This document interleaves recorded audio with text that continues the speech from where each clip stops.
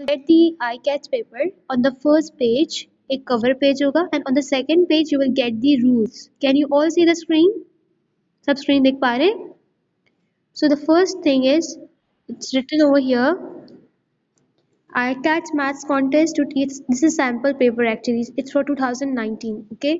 You will be given 90 minutes. 90 minutes का मतलब है maximum. How much time will you be given? हमें पता है कि 1 hour में 60 minutes है. So 60 plus basically you're getting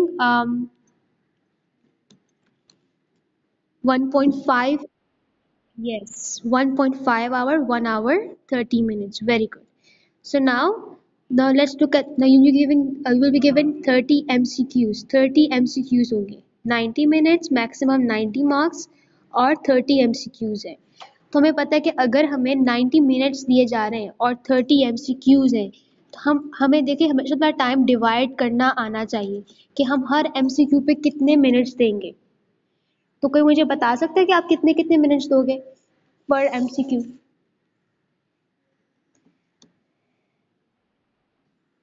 6 minutes. Are you sure? 3 minute. ठीक है, तो अगर आपके पास 30 MCQ है तो अपने पास वॉच रखिएगा कि आपको पर MCQ 3 मिनट्स ही देने हैं, उससे ज़्यादा आप एक्सटेंड नहीं करेंगे. ओके. आप सबके पास टाइम मैनेजमेंट होनी चाहिए. You must know how to manage time.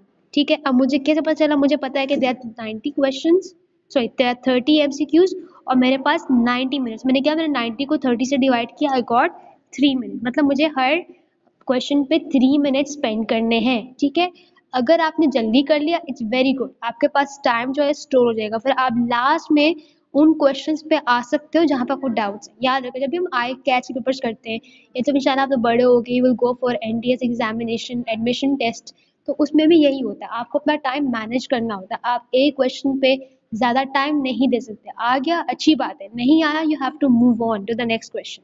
Now don't start attempting the paper until instructed by the invigilators. आप पेपर तो स्टार्ट नहीं करेंगे जब तक आपको कहा नहीं जाएगा. Instruction from the examination invigilators must be carried out promptly. जो वो आपसे कहें आपको उसको प्रॉपरली फॉलो करना है. Carefully recheck your name, father name, school name, address at the bubble sheet, answer sheet. तो आपकी जो शीट होगी ना जिसपे आपको अपने आंसर्स मार्क करने होंगे, सर्कल करने होंगे, कलर करने होंगे, तो वहाँ पे आपका नाम, आपका फादर नेम, आपका स्कूल और आपका एड्रेस लिखा होगा. तो आपको प्रॉपरली चेक करना है. Record all the answers on the bubble sheet only. अब आपके पास बुकलेट भी आएगी, लेकिन आप जितने भी अपने आंसर्स होंगे आप अपने वो आंसर शीट पे ही लिखोगे और कहीं पर भी नहीं लिखोगे, क्योंकि आपकी वही शीट आगे जाएगी, बुकलेट आपके पास ही रहेगी. Best answer from the 4 given option and mark only one option in each question. आपके पास हर क्वेश्चन के लिए 4 ऑप्शंस दिए जाएंगे, लेकिन आप 4 ऑप्शन में से कोई भी एक ऑप्शन प्रॉपरली चूज करेंगे. ठीक है, coming towards the next part. Use blue और black ink to fill up the circles for your answers on the bubble sheet. अब आपको सिर्फ 2 ही कलर्स यूज करना अलाउ है, ब्लू पेन या ब्लैक पेन, और इसके अलावा कोई और भी अलाउ नहीं है. पेंसिल इस्तेमाल नहीं होगी, क्योंकि जिस मशीन में जाके वो लोग रीडिंग करवाएंगे उसमें उन्होंने पेन वो क्या कहते हैं रीड करेगा, वो कोई और चीज रीड नहीं करेगा. So you have to put the you have to use the black or blue pen. No pencils allowed. Use of any material including cell phones, electronic devices strictly prohibited. Mobile phone वैसे भी आपको allow नहीं होंगे. Every correct answer earns 3 points. कह रहे हैं कि अगर आपने कोई आंसर सही कर लिया है तो उसके आपको 3 पॉइंट्स मिलेंगे. There would be negative marking. 1 point would be deducted for every incorrect answer. Negative marking होगी, जितने आप लोग गलत करेंगे उतने आपका 1 मार्क कट होगा. Candidates may not leave the examination room unescorted for any reason. Again, and this includes using the washroom. आप लोग किसी भी वजह से अपना एग्जामिनेशन रूम नहीं छोड़ सकते. अगर आप क्लास में बैठ गए हो, चाहे आपको प्यास लगे, चाहे आपको वॉशरूम जाने, कुछ भी करना, आपको उतना भी अलाउ नहीं होगा. नो मटीरियल्स और electronic device will be brought into the room. कुछ भी अलाउ नहीं है, मतलब आप क्या कहते हैं ना, पेन्स, आपको पेपर्स नहीं लेके जा सकते हो और कोई भी इलेक्ट्रॉनिक डिवाइस अलाउ ही नहीं है. ठीक है, देयर आर 5 कैटेगरीज. कैलकुलेटर भी अलाउ नहीं होगा, नहीं होगा, बिल्कुल भी नहीं. हमारे 5 ग्रुप्स हैं और आप लोग जिस चीज़ के लिए अपेयर करेंगे 7 to 8 आप लोग जुवेनाइल्स कहलाए जाएंगे। प्लीज आपको पता होना चाहिए कि आप लोग किस ग्रुप में, ऐसा ना हो कि आप लोग जा रहे हो you don't know what you are in, that's not a good thing. Juveniles यानी फ्रॉम 7 to 8, ठीक है। जूनियर्स होते हैं फ्रॉम 5 to 6, जूनियर्स के बाद जुवेनाइल्स आते हैं। तो आप लोग जो है 5 to 8 के ग्रुप में हैं। आपको पता हो कि आप लोग कौन है, ठीक है। Only registered students can participate in the contest, आपको रजिस्टर ऑलरेडी करवा चुके हैं हम लोग। No candidate will take out the half the take out the whole any answer books और part of an answer book. कोई भी जो है एग्जामिनेशन हॉल के बाहर आंसर आंसर की शीट नहीं लेके जाएगा, चाहे वो यूज्ड हो और वो अनयूज्ड हो या किसी और का मटेरियल हो। If a participant does not understand a word or a phrase on the exam paper, neither examiner nor the invigilator is permitted to answer. आपको समझ में नहीं आता तो कोई भी आपको समझा नहीं सकता है। It's you and your paper. For information about the upcoming contest or providing valid feedback, you have to visit. अगर कोई ऐसी बात है जो आपको लगता है कि नहीं आपको मालूम है तो आप इस वेबसाइट पे जाकर पता कर सकते हैं, ठीक है। सबको रूल समझ में आ गए आई कैच के? Is it clear to you all? Please सबसे, कोई बात नहीं, इसकी रिकॉर्डिंग आपको सेंड कर दूंगी। लेकिन सबसे इम्पोर्टेंट बात जो मैंने डिस्कस की है स्टार्टिंग में वो है टाइम मैनेजमेंट। सबके पास घड़ी तो होनी चाहिए, और क्योंकि आपके पास 30 क्वेश्चंस है तो आप लोग जो है हर क्वेश्चन पे सिर्फ और सिर्फ 3 मिनट्स लगाओगे मैक्सिमम। अगर जल्दी कर रहे हो बहुत अच्छी बात है, कोशिश करो कि सवाल अगर नहीं आ रहा तो उसको छोड़ के आगे बढ़ो, मुश्किल सवाल पे अटके ना। Please don't get stuck on the hard question, move on to the next question, do the easiest ones first। जो आसान लगते हैं उनको पहले करो ताकि आपका टाइम सेव हो, ठीक है। और जो मुश्किल लग रहे हैं उनको उनकी तरफ लास्ट पे आओ। और अगर लग रहा है कि आपके पास मुश्किल सवाल काफी ज्यादा तो उसमें मैक्सिमम 1 या 2 या 3 मिनट स्पेंड करो, नॉट मोर देन दैट, ठीक है। Clear? Now let me share you the screen of the first 3 questions. So question number one is Paula went for shopping and spent a total of $92. Now you all understand this is a language. It's very easy to know that कि we know that Paula जो है shopping पे गई, उसने कितना खर्चा किया? She spent $92.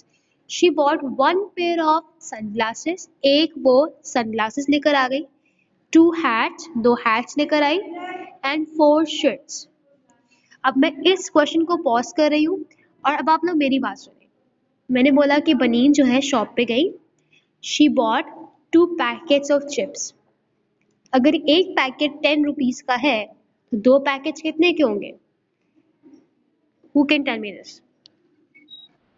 20 definitely. तो बनीन ने 2 पैकेट चिप्स के लिए। अब हम आते हैं कि बनीन ने चिप्स ही नहीं ली, बनीन ने जो है एक पूरा लंबा बड़ा वाला जो है ना बॉक्स उसने लिया, गैलन 1 लीटर उसने मिल्क लिया, ऑल पर का उसको दूध बहुत पसंद था, उसने वो दूध लिया और वो जो दूध था it was of let's say 120 rupees, ठीक है।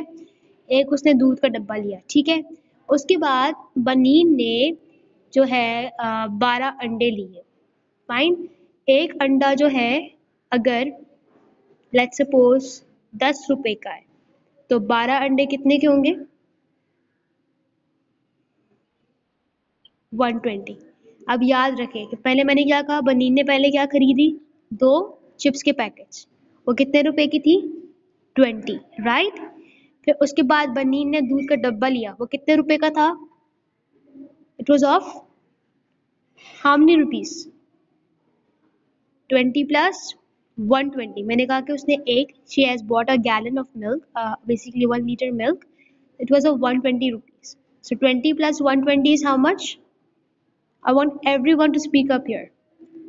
Yes, yes. Can okay, wait. 120 plus 20 is actually 140.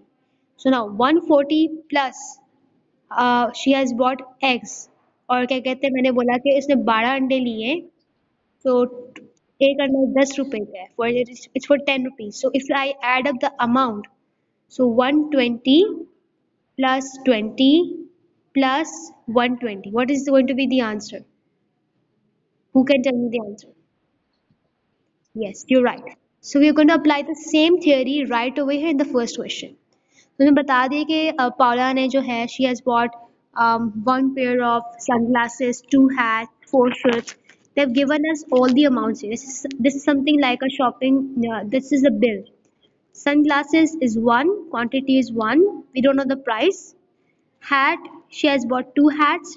She has to pay $12 for each. तो अगर एक जब वर्ड आता है ना ईच का मतलब है कि एक एक चीज, मतलब एक हैट कितने का है 12 का, तो दो हैट कितने के होंगे? if one hat is for if one hat is for $12, two hat is going to be for $24. So हमें पता चल गया कि what is the price? $24. Now shirt, she has bought four shirts and one shirt is for how much? One shirt, we know one shirt is for $15. Four shirts कितनी की होंगी? So how do I know? हम क्या करेंगे? 15 multiplied by 4 and I'll get the answer, that is 60 dollars, right? So we know that कि यहाँ पर अगर हम इसको दोबारा से देखें, so basically we know that we don't know the price of sunglasses. We know that the hat is for how much? It's for basically $24. और मुझे पता है कि shirt is for $60. Now let me erase this all off from the screen so that it's clear to you all. अब वो हमसे कह रहे हैं, telling us that the sum the sum the sum of total cost for the three types of items should add up to $92. कह रहे हैं कि अगर हम तीनों चीज़ों की प्राइस को प्लस करें तो हमारे पास कितने पैसे बनने चाहिए? $92 बनने चाहिए. What is the price of the sunglasses? Sunglasses की प्राइस क्या है? अब उन्होंने हमें ये नहीं कहा कि टोटल निकालो, उन्होंने हमसे ये कहा है कि भी पता लगाएं कि सनग्लासेस की प्राइस क्या है. टोटल अमाउंट उन्होंने हमें बता दी है, लेकिन हमें क्या नहीं पता, हमें सनग्लासेस की प्राइस नहीं पता. हम कैसे लिखेंगे? मुझे पता है कि लेट्स सपोज यहाँ पे देखिए, अब हम अलजेब्रा लेकर आ रहे हैं. दिस इज वेयर जब हमने अभी अलजेब्रा पढ़ा था ना, वो अलजेब्रा हम यहाँ पे यूज करेंगे. कैसे? मुझे नहीं पता कि सनग्लासेस की प्राइस कितनी है, प्लस मुझे पता है कि हैट की प्राइस कितनी थी? 24. मुझे पता है कि what is the price of the shirt? It is 60. मुझे पता है कि अगर मैं तमाम प्राइसेस को ऐड करूं मेरे पास क्या बनना चाहिए? $92. अब हम क्या करेंगे? मैंने यहाँ पे इस बॉक्स में कोई भी लेटर डाल दी. मैंने बताया था ना when I was doing algebra कि what we do in algebra for those values जो हमें पता नहीं होती, यानी वो वैल्यूज मुझे मालूम नहीं है, जो मुझे कंफर्म नहीं है, मैं क्या करती हूँ उसी जगह पे कोई भी लेटर लगा दूंगी, लाइक x y z. ठीक है? So now 24 plus 60 is how much? 84. Very good. So it is 84. 84 is equals to 92. I want to find the x, so what I'm going to do is I'm going to make it alone. So x is equals to 92 minus 84. What is going to be the answer? $8. This shows us that what is the price? What is going to be the price of the sunglasses? $8. Clear? So what is going to be our correct answer? Our answer is going to be option A. तो यहाँ पे option A हमारे पास answer है, लेकिन आप लोग अपना answer कहाँ लिखेंगे? आपके पास एक शीट होगी, उस शीट में आपके पास कुछ बॉक्सेस बने हुए होंगे, सर्कल्स बने होंगे. तो आपको क्या करना है? आपको ऑप्शन ए का सर्कल कर लेना कंप्लीटली. इस तरीके से सर्कल करना है कि वो फुल सर्कल जो है डार्क हो जाए, लेकिन आपकी लाइंस बाहर नहीं आनी चाहिए. ऐसा ना हो कि आप लोगों ने सर्कल ऐसे कर लिया हो. No, this is not going to be correct. ऐसा नहीं हो कि आपने टिक किया हो. No, this is not going to be correct. ऐसा नहीं कि आपने इसको ओवर सर्कल किया हुआ है. No. So the correct way of marking your answer is just this part. Alright? Clear? समझ में आई बात सबको? Now let's move on to the next question. Now question number 2. This is very very easy. This is where हमने जो area volume पढ़ा था ना, ये सब वहां पर अप्लाई होगा. अगर आपको याद होगा, I have told you guys the formulas for the area and the volume. पहली बात, before I look at this figure, पहले हम क्वेश्चन को रीड करते हैं. देखिए स्टोरी दी हुई है. We need to know how to read story. Juliet made the jewellery box shown below. Juliet ने एक ज्वेलरी बॉक्स बनाया जो कि नीचे दिया हुआ है. The jewellery box was shaped like a right rectangular prism. कह रहे हैं कि ये जो शेप है ना इसकी, ये बिल्कुल रेक्टेंगुलर प्रिज्म की तरह है. अगर अब रेक्टेंगुलर प्रिज्म बेसिकली क्या होता है, ये बेसिकली 3D फॉर्म है. प्रिज्म किसी भी 3D शेप को कहा जाता है, ठीक है. अब रेक्टेंगुलर प्रिज्म क्या होता है, जिसमें तमाम की तमाम साइड्स क्या है, रेक्टेंगल है. इसको हम क्यूबॉइड भी कह सकते हैं, ठीक है. प्रिज्म्स को मैं थोड़ा सा रिवाइज करवा दूंगी. बेसिकली प्रिज्म्स आर, प्रिज्म्स की देखिए डिपेंड करता है. प्रिज्म में बेसिकली क्या होता है कि शेप वही होती है, रेक्टेंगुलर शेप होती है बेबी, लेकिन कॉर्नर्स को ट्रायंगल कर देते हैं. और प्रिज्म का एप्लीकेशन कहाँ होता है, बेसिकली लाइट. आप लोगों ने देखा होगा जब व्हेन यू डूइंग साइंस, तो आप लोग जब लाइट पढ़ते हो तो लाइट को डिस्पर्स करने के लिए यानी लाइट को स्प्लिट करने के लिए आप लोग जो है प्रिज्म का इस्तेमाल करते हो. आप लोगों ने अपनी क्लासरूम में जो डस्टर्स देखे होंगे, आपके डस्टर्स की शेप कुछ ये देखिए आप लोगों ने शेप, हैव यू, ये जो शेप है ना डस्टर्स की, ये बेसिकली ये इसको प्रिज्म शेप कहा जाता है. प्रिज्म में क्या होता है, मोर देन वन शेप्स होती है. अगर आप गौर करें, जहाँ पे मैं कलर कर रही हूँ, येलो कलर करूंगी, दिस दिस पार्ट, नीचे वाला पार्ट, और वो वाली साइड, ये कौन सी शेप है, ये हमारे पास एक्चुअली रेक्टेंगल शेप है. लेकिन अगर मैं इसको दोबारा से रीड्रॉ करूँ,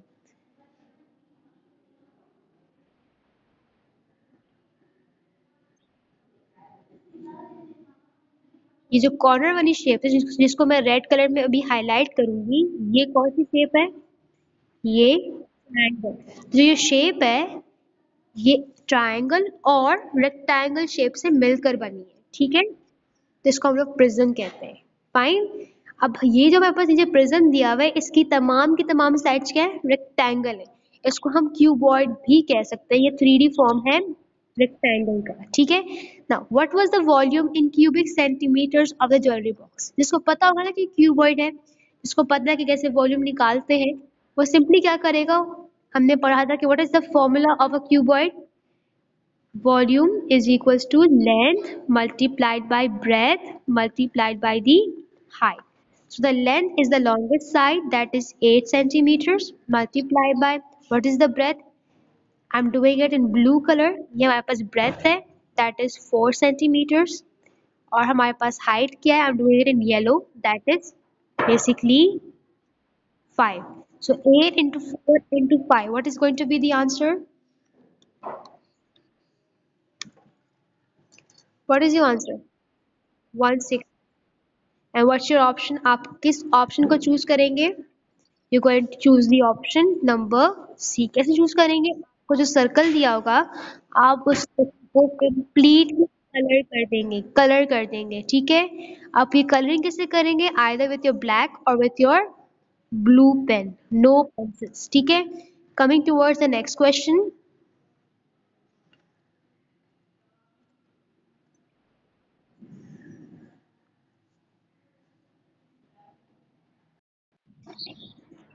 It's not that hard actually.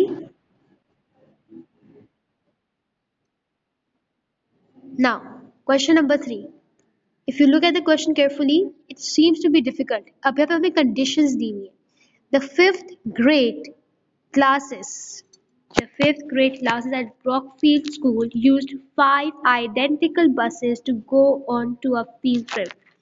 यानी एक 5 क्लास की जो 5 क्लास की जो थी ना फील्ड ट्रिप के लिए, ब्रूकफील्ड स्कूल का नाम है, उन्होंने 5 आइडेंटिकल बसेस यूज की है. यहाँ पे what is the meaning of the word identical, मैंने एक बात बताया था कि मैथ्स इज अ लैंग्वेज, ठीक है. तो उन्होंने कुछ बातें जो है ना लैंग्वेज में बताई हुई. आइडेंटिकल का मतलब होता है कि वो बसें जो बिल्कुल एक जैसी हो, सेम हो, to go on to a field trip. अब उन्होंने मुझे कुछ बातें बताई, कह रहे कि there were a total of 40 seats on each bus. कह रहे कि हर बस पे कितनी सीट्स थी, 40 सीट्स थी. तो मुझे पता है कि अगर 5 बसेस हैं तो हर बस में कितनी सीट्स होंगी? हर बस में 40 सीट्स होंगी। ये बात मुझे समझ में आ गई। Let's come to our second part. All of the seats on the four buses were filled. कह रहे हैं कि ऑल सीट्स, चार बसों पे तमाम की तमाम सीट्स क्या थी?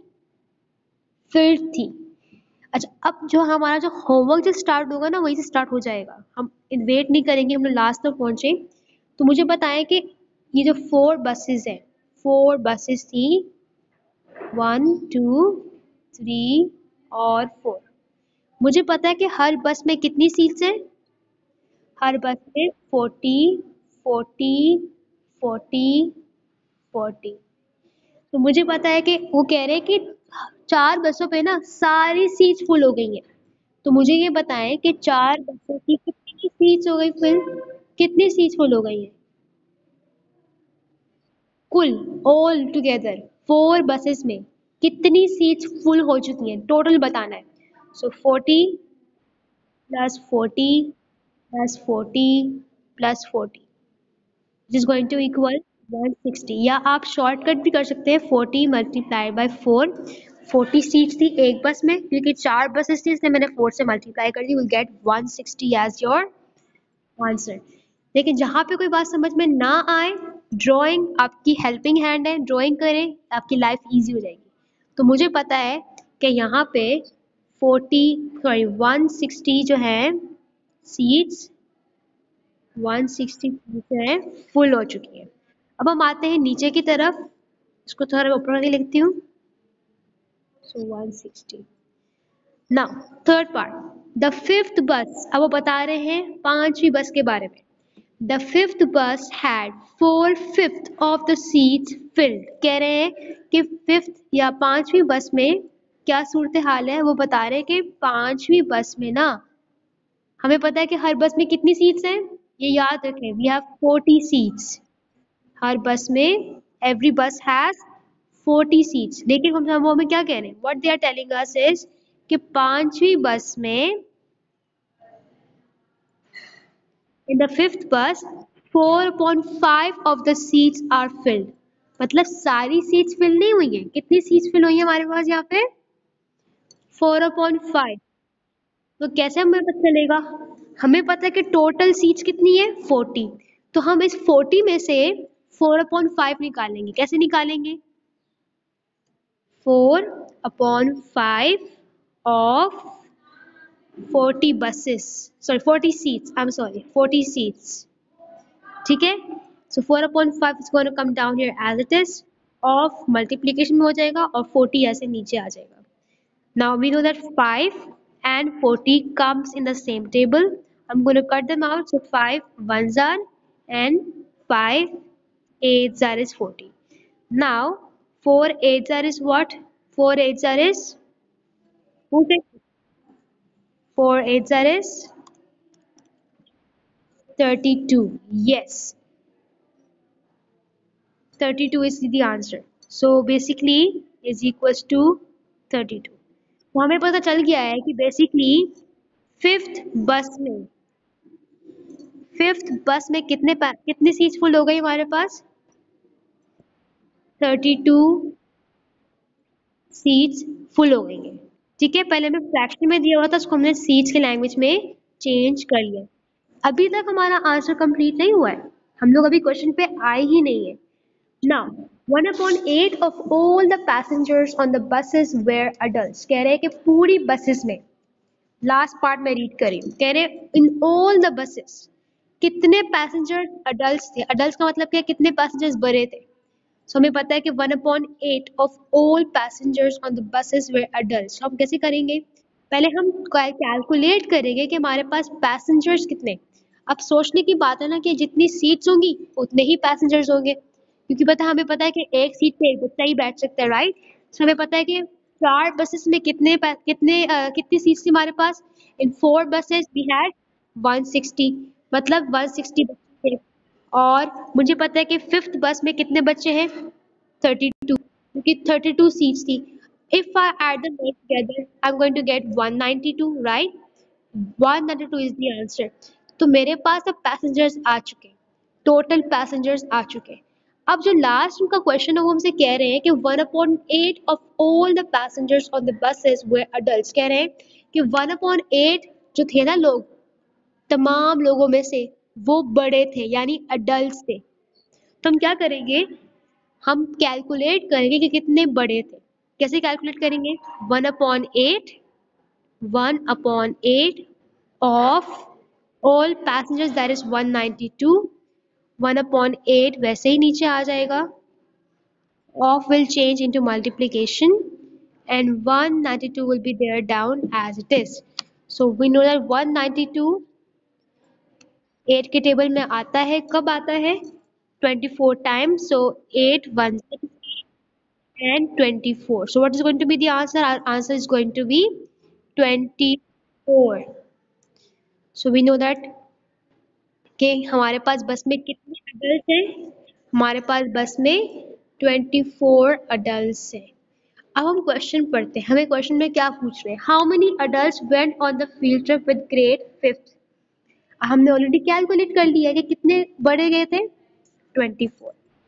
अगर आप लोग बगैर टेंशन लिए हुए स्टेप बाय स्टेप अगर आप तमाम स्टेप्स कर लेंगे तो इसका फ़ायदा ये होगा कि आप लोग बहुत इजीली अपने आंसर की तरफ पहुंच जाएंगे और आप मिस्टेक्स भी नहीं करेंगे। देखिए मैंने स्टेप बाय स्टेप आपको करके दिखाया है। नाउ आंसर हमारे पास क्या है, 24। इस तरीके से आप लोगों ने अपने बॉक्स को कलर करना है, ठीक है। क्वेश्चन नंबर 3 तक मैंने करवाया है, question number 4 and question number 5 and question number 6। 3 questions आप लोग करेंगे और मुझे अपना होमवर्क सेंड कर देंगे। सबके पास प्रिंटेड शीट तो लाजमी होनी चाहिए, मुझे कोई कॉपी में लिख के ना सेंड करे, मुझे सबके आंसर्स प्रिंटेड शीट में चाहिए, ठीक है। That's it with the class, take care, अल्लाह हाफिज।